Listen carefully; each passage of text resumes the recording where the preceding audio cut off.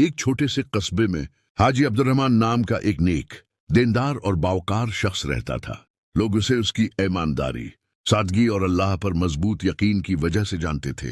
हाजी साहब की एक ही बेटी थी जिसका नाम आयशा था। आयशा नहायत बादब, बाहिया और समझदार लड़की थी। उसकी माँ का इंतकाल बचपन में ही हो गया था, इसलिए हाजी अब्दुर्रहमान ने माँ और बाप दोनों का किरदार अदा किया।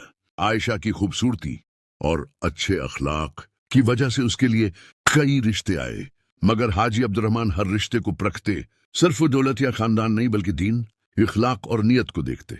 लोग कहते, हाजी साहब आप बहुत ज्यादा सोचते हैं, आजकल ऐसे लड़के नहीं मिलते।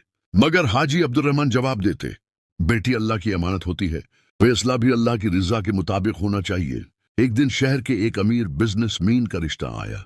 लड़का दौलतमंद था, बड़ी गाड़ी और आलीशान घर का मालिक था, मगर उसकी शहरत अच्छी नहीं थी। आयशा ने भी बाप से अर्ज किया, अबू मैं ऐसे शख्स से शादी नहीं करना चाहती जो नमाज और अखलाक को अहमियत न दे। हाजी अब्दुर्रहमान ने बेटी की बात गौर से सुनी और इस रिश्ते को साफ इनकार कर दिया। कुछ उर्से बाद एक और रिश्ता आया। ये रिश्ता फहीम नामी एक सादा मगर नेक नौजवान का था। वो एक मदरसे में पढ़ाता था, आमदनी कम थी मगर किरदार बेदाग था। हाजी अब्दुर्रहमान ने इस्तिखारा किया, मस्जिद के इमाम साहब से मशूरा लिया और दिल मुतमईन हो गया। लेकिन जब ये बात लोगों में फैली तो शोर मच गया, क्या हाजी साहब पागल हो गए हैं, बेटी को गरीब मदरसे के उस्ताद से ब्याह देंगे।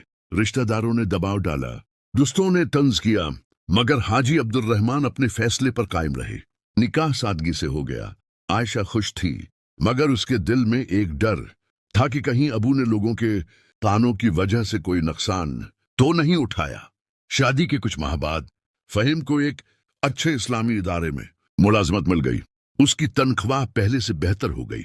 वो आयशा का बेहद ख्याल रखता, एहतराम देता और दीन के साथ दुनिया को भी संभालता। घर में सुकून और बरकत आने लगी। एक दिन हाजी अब्दुर्रहमान शदीद बीमार हो गए। आयशा फौरन बाप के पास पहुंची। हाजी साहब ने कमजोर आवाज में कहा, बेटी आज मैं तुम्हें बताना चाहता हूं कि मैंने तुम्हारे साथ ऐसा फैसला क्यों किया था।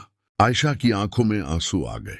हाजी अब्दुर्रहमान बोले, मैंने तुम्हें इसलिए दौलत के पीछे नहीं दिया क्योंकि मैंने बहुत से अमीरों के घर उजड़ते देखे हैं। मैंने तुम्हें इसलिए दीनदार इंसान के हवाले किया क्योंकि जो अल्लाह से डरता है वो बीवी पर जुल्म नहीं करता। उन्होंने कांपते हाथों से बेटी का हाथ थामा। बेटी असल खुशी पैसों में नहीं सुकून में होती है, ये कहकर हाजी अब्दुर्रहमान की आंखें बंद हो गईं। आयशा जारुकतार रोने लगी, मगर दिल में शुक्र था कि उसे